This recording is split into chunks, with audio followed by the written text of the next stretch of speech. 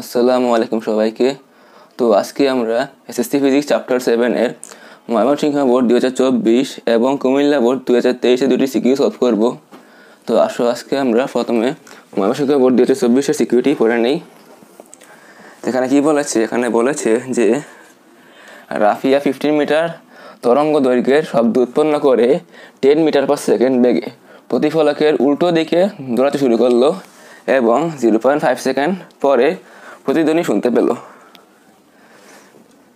এবং দেওয়া হয়েছে যে বায়ুর তাপমাত্রা হচ্ছে 30 ডিগ্রি সেলসিয়াস এবং 0 ডিগ্রি সেলসিয়াস তাপমাত্রায় শব্দের বেগ হচ্ছে 330 মিটার পার সেকেন্ড।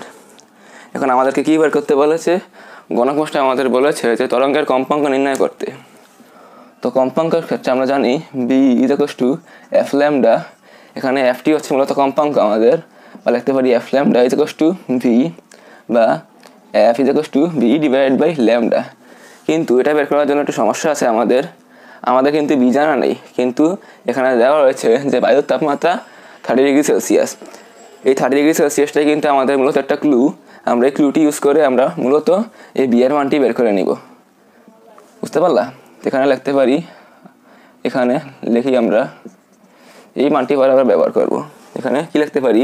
আমরা সূত্র জানি যে আমরা V divided by V naught equals to root over T divided by T not.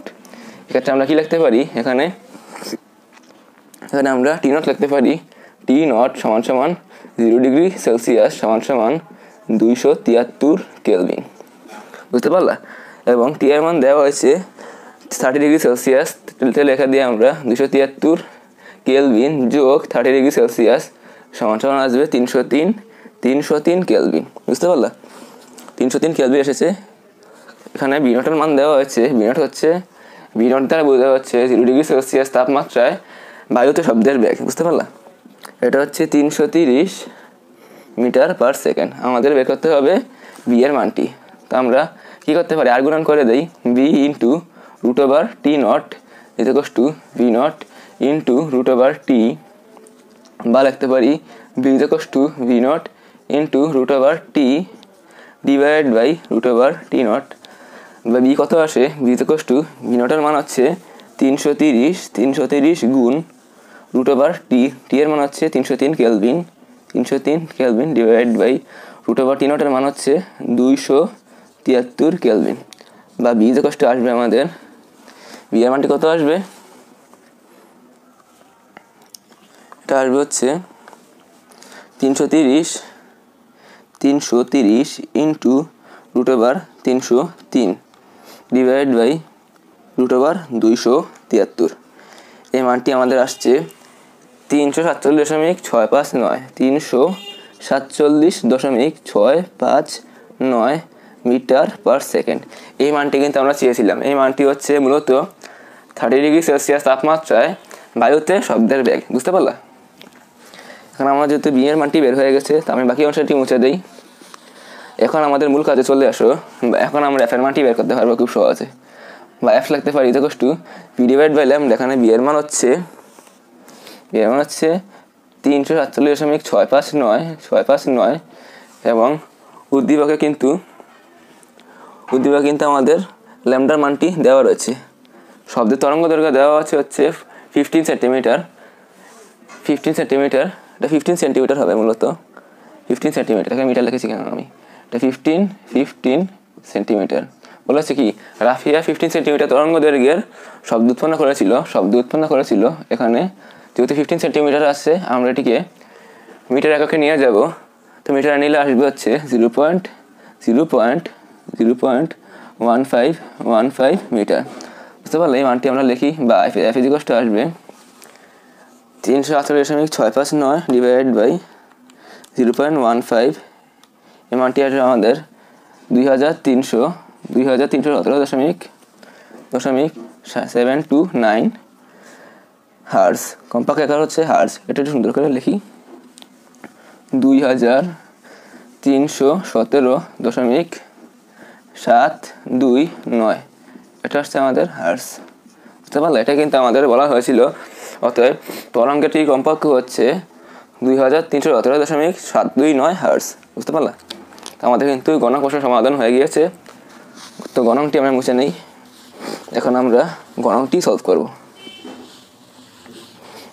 তো গণকের ক্ষেত্রে একটা জিনিস বুঝাই, এখানে কিন্তু প্রতিফলক দেওয়া রয়েছে। মনে করো এটা হচ্ছে প্রতিফলকটি, এটা হচ্ছে একটি প্রতিফলক, আমাদের প্রতিফলক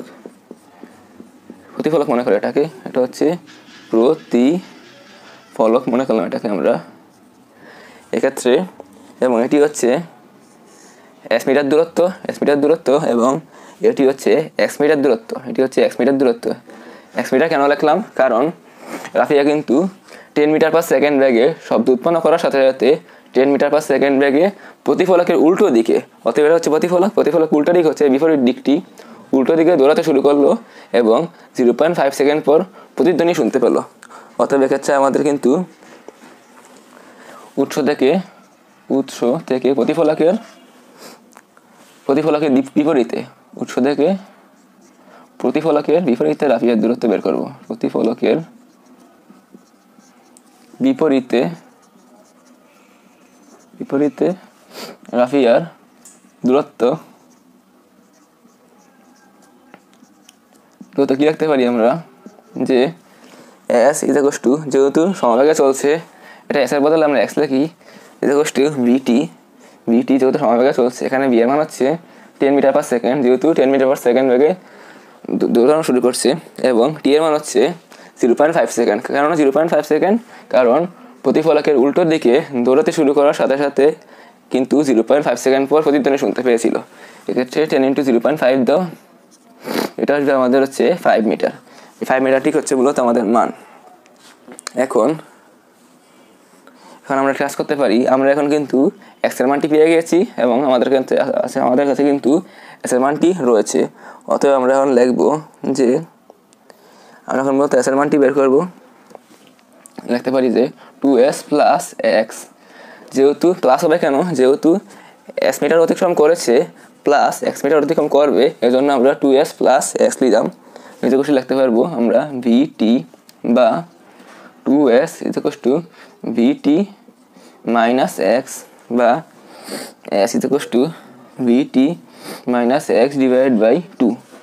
এখানে ভি এর মান কত? ভি এর মান হচ্ছে ওই যে 30 ডিগ্রি সেলসিয়াস তাপমাত্রায় বায়ুর বেগ, এটা হচ্ছে আমাদের 347.659 metre per second, minus X এর মান হচ্ছে আমরা বের করেছি 5 মিটার ডিভাইড বাই, একক না লিখলেও চলবে, 5 মিটার ডিভাইড বাই 2। সেটা আসবে আমাদের 347.659 মাইনাস 5 ডিভাইড বাই 2। এটা হচ্ছে আমাদের হচ্ছে ইন্টু 0.5 ইন্টু 0.5 তো লিখিনি, ইন্টু 0.5 লিখতে হবে কারণ এখানে টি এর মানটি কিন্তু 0.5 হবে, ইন্টু 0.5 মাইনাস এক্স এর মানটি হবে 5, যেহেতু 5 মিটার অতিক্রম করেছে। এটা আবার লিখি, ইন্টু 0.5 দিই, ইন্টু 0.5 ডিভাইড বাই 5। এটা আসছে আমাদের 84.415 মিটার, 84.415 মিটার। এটা কিন্তু আমাদের মূলত এস প্লাস এক্স এর মান। এই মানটি একটু লিখে রাখি, এটা হচ্ছে আমাদের এস প্লাস এক্স এর মান, বুঝতে পারলা? এটা হচ্ছে 84. এটা হচ্ছে লিখে নেই, এটা হচ্ছে যদি ধরি এস প্লাস এক্স, এটা হচ্ছে আমাদের 84.414 মিটার। এটা আমাদের হচ্ছে এক্স প্লাস এক্স এর মান। এখন আমরা যেহেতু বিপরীত দিকে কিন্তু দৌড়িয়েছে, যদি রাফিয়া একই বেগে প্রতিফলকের দিকে দৌড়ায়, প্রথমে দৌড়াচ্ছিল বিপরীতে, এখন দিকে দৌড়াবে, অর্থাৎ প্রথমে এইদিকে গিয়েছে, পরবর্তীতে আবার এইদিকে যাবে। এক্ষেত্রে এইদিকে যাওয়ার ক্ষেত্রে কিন্তু আমরা এই এক্স এর মানটি কিন্তু আমরা মাইনাস করবো, বুঝতে পারলা? এখানে প্রতিফলকের দিকে যদি বিপরীতে না, এখন কিন্তু দিকে হবে, প্রতিফলকের দিকে রাফিয়ার সেই দূরত্বের মানটি আমরা লিখতে পারি যে 2s মাইনাস, এটা x1 দিয়ে দাও, ইকুয়াল টু ভিটি বা 2s মাইনাস এক্স লিখতে পারি আমরা VT equal to minus VT equal to লিখতে পারি আমরা, এটা v1 t1 দিয়ে দাও, ইকুয়াল টু ভিটি লিখতে পারি, বা 2 ইন্টু এস এর মান হচ্ছে কিন্তু আমরা বের করেছি 84.414 মিটার ইন্টু 84.415 মিটার লিখি ইন মাইনাস। এখানে কিন্তু যেহেতু ব্যাগের মান হচ্ছে 10 বেগের মান কিন্তু 10 মিটার পার সেকেন্ড। এই টি এর মানটি হচ্ছে মূলত আমাদের বলে দিবে যে প্রতিধ্বনি শুনতে পাবে কি পাবে না। এখানে 10 ইন্টু টি, যেহেতু বেগের মান দেওয়া আছে 10 metre per second, 10 into T লিখি ইকুয়ালস টু ভিটি এর মানও হবে মূলত ভিটি এর মান হবে এখানে 347.66 ইন্টু টি। বুঝতে পারলা? ইন্টু টি কেন? যেহেতু আমরা টি এর মানটি বের করবো এই জন্য ইন্টু টি লিখছি, এবং সেই বি এর মানটি হলো 30 ডিগ্রি সেলসিয়াস তাপমাত্রায় বায়ুতে শব্দের বেগ। তারপর আমরা লিখি বা লিখতে পারি ইকুয়ালস টু, এটা কত আসবে আমাদের 168 কত আসে 83 minus 10 T1 equals to T1 বা টি লিখি ইকুয়ালস টু 347.659 টি। এটা কিন্তু লিখতে পারি আমরা, এটুকু মুছে নেই। বাকি লিখতে পারি এই মানটি কিন্তু এখানে মাইনাস হয়ে যাবে না প্লাস হয়ে যাবে, 10t মাইনাস 10t হলে প্লাস 10t হবে। তো 347 ভালো করে লিখি বা 347.659 যোগ 10 659t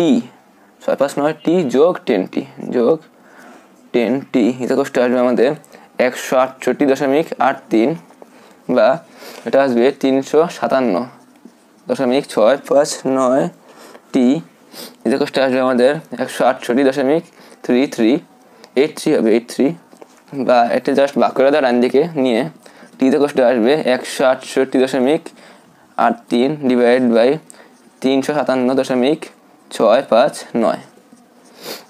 তো এই মানটি দেখো তো কত আসে।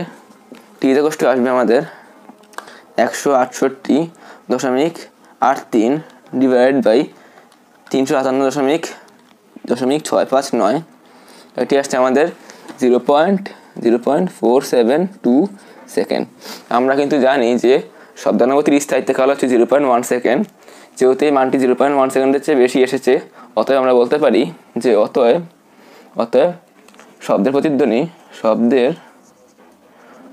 সে শুনতে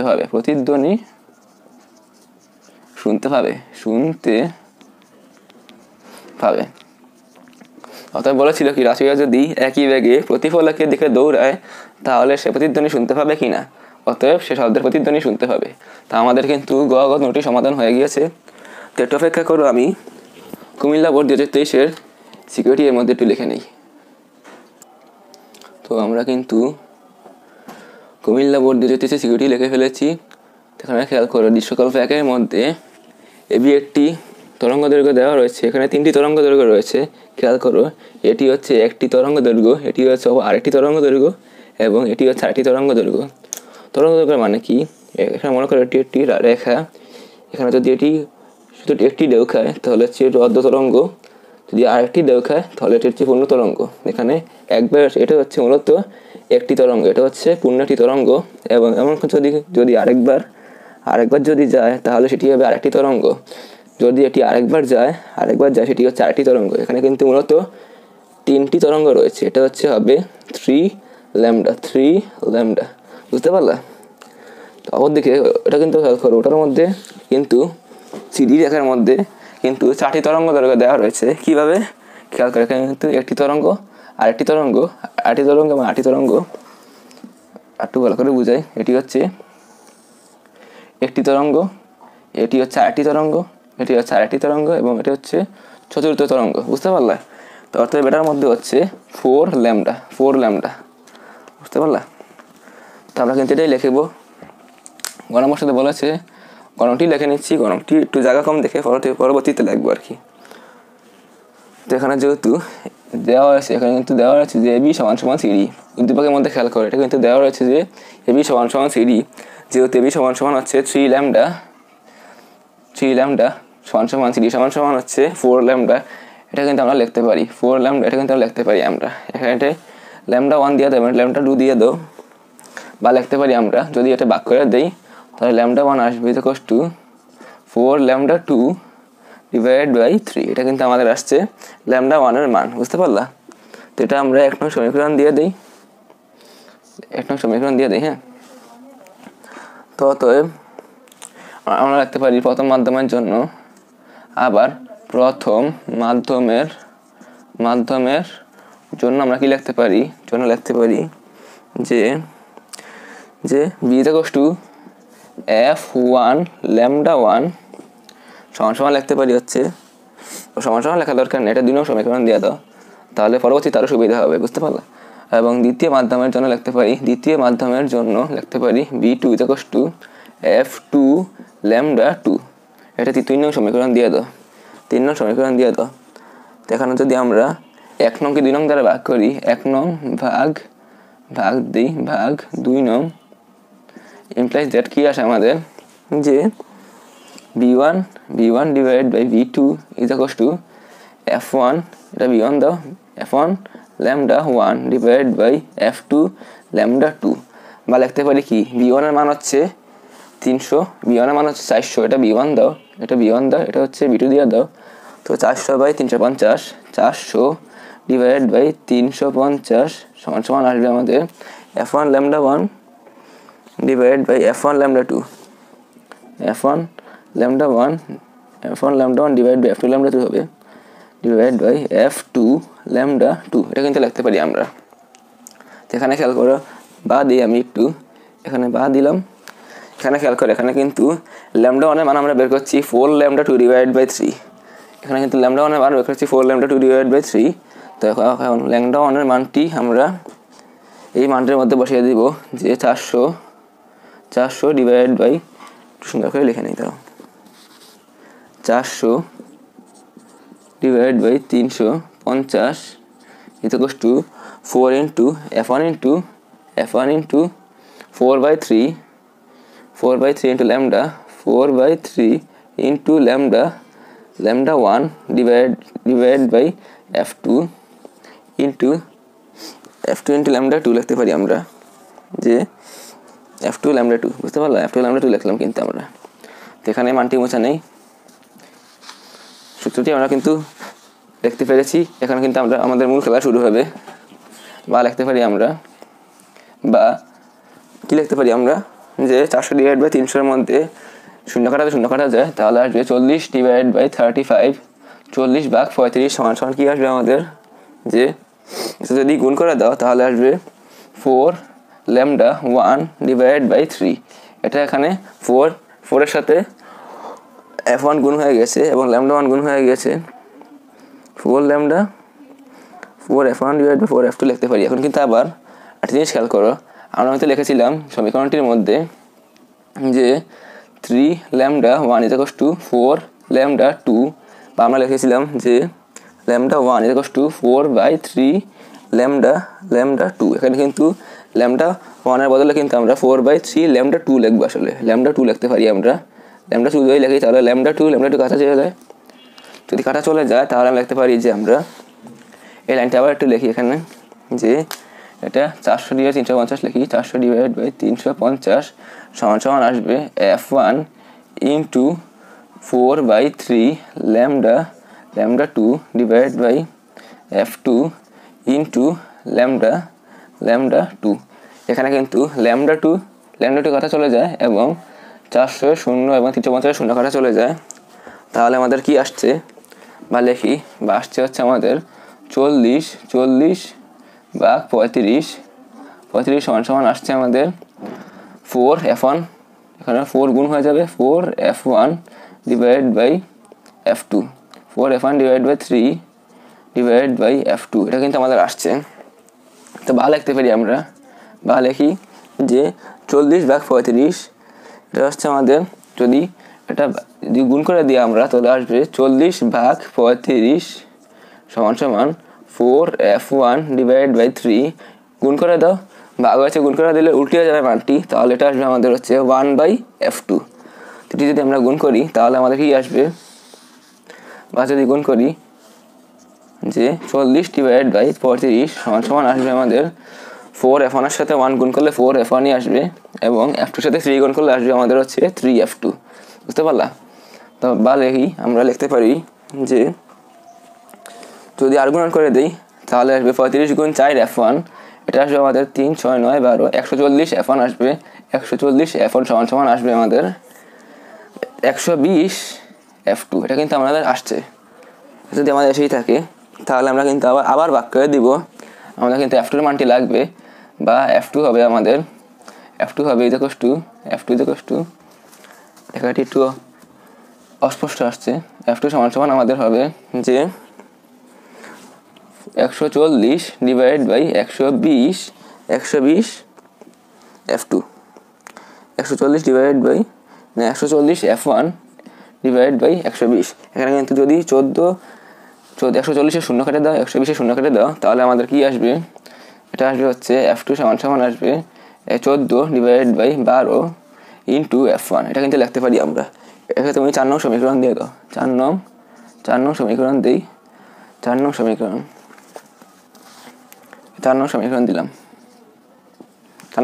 দিলাম। হ্যাঁ, এখন আমরা কি করব? আমাদের 4 নং সমীকরণ যদি বের করেই থাকি, এখন কিন্তু দেখতে পাচ্ছ যে এখানে কিন্তু খেয়াল করছো, এখানে লিখতে পারি, আমরা লিখতে পারি, এখানে কি লিখতে পারি আমরা যে F2 কিন্তু F1 এর থেকে বড়। F2 কিন্তু F1 এর থেকে বড় এসেছে। তো F2 যদি F1 এর থেকে বড় এসেই থাকে, তাহলে আমরা লিখতে পারবো যে এখানে উদ্দীপকে কিন্তু দেওয়া রয়েছে, খেয়াল করো উদ্দীপকে কি দেওয়া রয়েছে। উদ্দীপকে দেওয়া রয়েছে যে, উদ্দীপকে না, এটা গণপ্রশ্নে দেওয়া রয়েছে, প্রশ্নের মধ্যে দেওয়া রয়েছে যে তরঙ্গ দৈর্ঘ্যের পার্থক্য হচ্ছে 250 হার্জ। তো আমরা লিখতে পারি যে যেহেতু তরঙ্গ দৈর্ঘ্যের পার্থক্য 250 হার্জ, তাহলে আমরা লিখতে পারি যে বাকি লিখতে পারি আমরা যে F2 মাইনাস F1 সমান সমান হচ্ছে 250। এটা কিন্তু লিখতে পারি আমরা। এটুকু মুছে লিখি আবার, যে তাহলে যে জায়গা সফলতা কম হবে আর কি, যে F2 মাইনাস F1 এটা কষ্ট আমাদের আসছে হচ্ছে 250 হার্জ কিন্তু আমাদের আসছে, 250 হার্জ কিন্তু আমাদের আসছে। বা F2 এর মান কী ছিল? F2 এর মান F2 লিখে দেই। F2 এর মানের বদলে আমরা কিন্তু যেই সমীকরণটি পেয়েছিলাম, আমরা কিন্তু পেয়েছিলাম যে F2 সমান সমান 14 F1 ডিভাইডেড বাই 12। এখানে 14 F1 ডিভাইডেড বাই 12 লিখে দাও। 12 সমান সমান মাইনাস F1 দাও, এতে কষ্ট আমাদের আসবে 250। বা যদি 12 লসাগু নিলে আসবে আমাদের 14 F1 মাইনাস 12 F1 সমান সমান আসবে আমাদের 250। বা যদি আর্গুমেন্ট করে দিই আমরা, আসবে হচ্ছে 2 F1 সমান সমান আসবে আমাদের 250 গুণ 12 এটা আসছে আমাদের 3000 আসছে কিন্তু আমাদের 3000 আমাদের আসছে। বা F1 সমান সমান আসবে 3000 ভাগ 2 সমান সমান আসবে আমাদের 1500। কত আসবে? 1500 হার্জ আসবে আমাদের হচ্ছে F1 এর মান। আমাদের কিন্তু F1 এর মানটি আসছে 1500 হার্জ। আমরা যদি আবার লিখতে পারি যে F2 এর কিন্তু দেওয়া ছিল, F2 এর মানটি হচ্ছে 14 F1। এখানে কি দেওয়া রয়েছে? এখানে F2 সমান সমান দেওয়া রয়েছে হচ্ছে 14 F1 ডিভাইডেড বাই 12। তো 14 F1 ডিভাইড বাই 12 এর ক্ষেত্রে আমরা 14 ইন্টু F1 এর মান বসিয়ে দিই। 14 ইন্টু F1 এর মান হচ্ছে কত? F1 এর মান হচ্ছে 1500 হার্জ। 1500 ডিভাইড বাই F2 এর মান হচ্ছে, F2 এর মান দরকার নেই আমাদের, 12 দিয়ে ভাগ করে দেওয়া যায় সমীকরণ অনুযায়ী। সমান সমান কত আসবে? 14 into 1500 divide by 12, 14 into 1500 divide by 12, এটা আসছে আমাদের 1750 হার্জ। 1750 হার্জ কিন্তু আমাদের আসছে, 1750 হার্জ এটা কিন্তু আমাদের মানটি আসছে। তো আমাদের F1 তরঙ্গের মানটি হচ্ছে, F1 তরঙ্গের কম্পাঙ্ক হচ্ছে 1500 হার্জ এবং F2 তরঙ্গের কম্পাঙ্ক হচ্ছে 1750 হার্জ। অতএব এটা কিন্তু আমাদের মানটি এটাই আমাদের বের করতে বলা হয়েছিল, এটা কিন্তু আমরা বের করতে পেরেছি। তার আমরা এই গণপ্রশ্নটি লিখে নিচ্ছি একটু। তো গণপ্রশ্নে কী বলেছে দেখো তো। গণপ্রশ্নে বলেছে যে দৃশ্যকল্প 2-এ তরঙ্গ দৈর্ঘ্য বনাম সময় গ্রাফটি অঙ্কন করে এদের মধ্যে সম্পর্ক ব্যাখ্যা করো। তা আমরা এখানে কিন্তু তরঙ্গ দৈর্ঘ্য দেওয়া রয়েছে মিটার, এটা হচ্ছে 0.7, 1, 1.5, 2.5, 4.0 এবং কম্পাঙ্কের হ্রাস কিন্তু ক্রমাগত কমেছে। 460 থেকে হয়েছে 320, 320 থেকে হয়েছে 210, এর থেকে 130, এর থেকে 80। তা আমরা ধরে নিব এটি একটি x অক্ষ অঙ্কন করি। x অক্ষ এটি হচ্ছে ওয়াই অক্ষ অঙ্কন করে নিই, এটাও ওয়াই অক্ষ ধরে নাও। এবং এখানে আমরা যদি কম্পাঙ্ক নিই, এখানে যদি আমরা কম্পাঙ্ক নেই, এখানে নিলাম কম্পাঙ্ক, হ্যাঁ এখানে কম্পাঙ্ক নিলাম এবং এখানে নিলাম হচ্ছে ওয়াই অক্ষ বরাবর নিচে হচ্ছে কম্পাঙ্ক, এক্স অক্ষ বরাবর নিব হচ্ছে তরঙ্গ দৈর্ঘ্য এখানে নিলাম। যদি নেই আমি তাহলে এটি করতে দিই গড় করে নেই, এটা এফ ল্যামডা লেখলেই চলে, ল্যামডা লিখি, এখানে ল্যামডা লিখি, এটা মিটার এককে দিয়ে দিই, চলে চলবে, আমাদের কষ্ট কম হবে। ও বিন্দু এটা হচ্ছে 0.5 মিটার, 0.5 মিটার ধরো, এটা হচ্ছে 1, এটা 1.5, এটা হচ্ছে 2, এটা 2.5, এটা হচ্ছে 3, এটা হচ্ছে 3.5 এবং এটা হচ্ছে 4। সর্বোচ্চ কিন্তু আমাদের 4ই আছে, এই জন্য আমরা 4ই ধরে নিলাম। এটা 100 দাও, ধরে নিলাম 100, এই 100 ধরো 100, এটা ধরে নিলাম 200, এখানে মুছে নেই। কম্পাঙ্ক জাস্ট হার্স লিখে দাও, হার্স লিখে একটু উপরে চিহ্ন দিয়ে দাও, তাহলে আমাদের বুঝতে সুবিধা হবে। এটি দিয়ে দাও 300, এটি দিয়ে দাও 400, যদি 460 রয়েছে, একটু নিচে রাখি আমি, তাহলে একটু নিচে রাখি, দাঁড়াও একটু অপেক্ষা করো, একটু নিচে রাখবো তাহলে একটু সুবিধা হবে আর কি। এটা হবে 100, এটা 200, এটা দেখবি 300, এটা দাও 400, এটা দাও 500 দিয়ে দাও, তাহলেই তো হয়ে গেল আমাদের। এখানে কিন্তু কী দেওয়া হচ্ছে, এখানে কিন্তু 0.7 মিটার দেওয়া হয়েছে, 0.7 মিটার তরঙ্গ দৈর্ঘ্যে দেওয়া হয়েছে, যে কম্পাঙ্ক 460, অর্থাৎ 0.7-এ যাও, 0.7-এ ধরে এটা ধরলাম, 0.7 ধরলাম আমি, এটা 0.7 ধরলাম এবং এটা হচ্ছে 460, এই 400 ধরলাম, 500-এর মাঝামাঝি 400 ধরে নাও, তো 460 ধরে নিলাম। এটি হচ্ছে আমাদের কিন্তু মূল বিন্দুটি, এই বিন্দুটি আমাদের হচ্ছে প্রথম অক্ষের বিন্দু। এখানে তরঙ্গ দৈর্ঘ্যের মান 0.7, এখানে হচ্ছে 0.7 এবং কম্পাঙ্কের মান হচ্ছে 460, এখানে ধরলাম 460। তো পরবর্তীতে কিন্তু আছে তরঙ্গ দৈর্ঘ্য 1 মিটার, এটি হচ্ছে 1 মিটার এবং কম্পাঙ্কের মান দেওয়া হচ্ছে 320 কোথায়, 320 হচ্ছে 400 এবং 300-এর মাঝামাঝি, একটু পরে উঠে নাও, তাহলে এখানে হবে 320-এর মতো, 320 ধরে নাও, এটা হচ্ছে 320, এটা হচ্ছে আমার দ্বিতীয় বিন্দু আমাদের। এবং তৃতীয় ক্ষেত্রে কী দেওয়া রয়েছে, তৃতীয় ক্ষেত্রে তরঙ্গ দৈর্ঘ্য হচ্ছে 1.5 মিটার, তো এটা হচ্ছে আমাদের 1.5 এবং কম্পাঙ্ক দেওয়া আছে 210 হার্জ, 210 কোথায়, 200 একটু উপরে, তো এখানে দিয়ে দাও 1.5, হ্যাঁ একটু উপরে, 210 হচ্ছে 200 একটু উপরে, তো একটু উপরে দিয়ে দিলাম। তৃতীয় বিন্দু এটা আমাদের এবং এরপরটি হচ্ছে 2.5-এ দেওয়া রয়েছে 130, 2.5 কোথায়, এই যে 2.5 এখানে এবং 100 একটু উপরে দিয়ে দাও, এটা 130 আমাদের, এটা হচ্ছে চতুর্থ বিন্দু আমাদের। এবং লাস্ট বিন্দুটি হচ্ছে 4-এর মধ্যে, তো 4-এ আসো, 4-এর মধ্যে আসে 80, 4 এবং দেওয়া আছে তরঙ্গ দৈর্ঘ্যের মান দেওয়া আছে 4 মিটার এবং কম্পাঙ্কের মান দেওয়া আছে 80 হার্জ, এখানে 80 করে রয়েছে, এটা হচ্ছে 80 এবং 4 হচ্ছে এখানে, তো 4 দিয়ে দাও এখানে একটু 80, 100 একটু নিচে, এটা হচ্ছে আমাদের পঞ্চম বিন্দু। তো বিন্দুগুলো সব যোগ করে দাও, বিন্দুগুলো সব যোগ করে দিলাম, সবগুলো যোগ করে দিই, সবগুলো এই যেভাবে যোগ করে দাও, এটা কিন্তু আমাদের আসছে মূলত গ্রাফ, এটা কিন্তু আমাদের মূলত গ্রাফটি। এটা হচ্ছে এখানে হচ্ছে এফ এর মান কম্পাঙ্ক এবং এটা হচ্ছে আমাদের ল্যামডার মান মিটার এককে। তা আমরা কি জানি, এখানে কিন্তু আমরা গ্রাফটি এঁকে ফেলেছি, এখানে এদের মধ্যে সম্পর্ক ব্যাখ্যা করবো আমি। সম্পর্ক ব্যাখ্যা করার ক্ষেত্রে আমরা গ্রাফটি একটু মুছে নেই, গ্রাফটি আমরা আশা করি বুঝতে পেরেছি গ্রাফটি, তো যদি বুঝেই থাকো তাহলে আমরা সম্পর্কে ব্যাখ্যা করি এবারকে। তা আমরা জানি যে মাধ্যম একই হলে কি লিখতে পারি আমরা, আমরা লিখতে পারি যে b = f1 lambda 1, b = f1 lambda 1 লিখি, f1 lambda 1 এবং b = লিখতে পারি f2 lambda 2। এটা 1 নং 2 নং সমীকরণ দিয়ে দাও, 1 নং 2 নং সমীকরণ দিয়ে এটাকে 1 নং, এটাকে 2 নং দিলাম, তাহলে আমরা লিখতে পারি যে 1 ও 2 নং হতে পাই, 1 ও 2 নং হতে কি পাই, আমরা পাই যে f1 lambda 1 = f2 lambda 2, সেখানে আমরা ধরে নিব যে f lambda সমান হচ্ছে f1 lambda 1 সমান f2 lambda 1 সমান লিখতে পারি যে f lambda সমান ধ্রুবক লিখতে পারি কিন্তু আমরা, বা সমান লিখতে পারি যে f ধ্রুবক সমান যেহেতু ধ্রুবক বাই ল্যামডা লিখতে পারি ধ্রুবক ডিভাইডেড বাই ল্যামডা, বা লিখতে পারি f সমান সমান 1 ডিভাইড বাই ল্যামডা বা f সমানুপাতিক হচ্ছে 1 ডিভাইড বাই ল্যামডা। বুঝতে পারলা? অতএব বলতে পারি যে আমরা অর্থাৎ কম্পাঙ্ক তরঙ্গদৈর্ঘ্যের ব্যস্তানুপাতিক। কম্পাঙ্ক কি? কম্পাঙ্ক হচ্ছে তরঙ্গদৈর্ঘ্যের ব্যস্তানুপাতিক। কম্পাঙ্ক তরঙ্গদৈর্ঘ্যের ব্যস্তানুপাতিক, এটা কিন্তু আর বলতে পারি আমরা। অতএব এটা কিন্তু আমাদের সম্পর্ক যে f সমানুপাতিক 1 বাই ল্যামডা। অতএব তরঙ্গদৈর্ঘ্য কম্পাঙ্ক তরঙ্গদৈর্ঘ্যের ব্যস্তানুপাতিক। বুঝতে পারলে? এটা কিন্তু আমাদের এদের মধ্যে সম্পর্ক।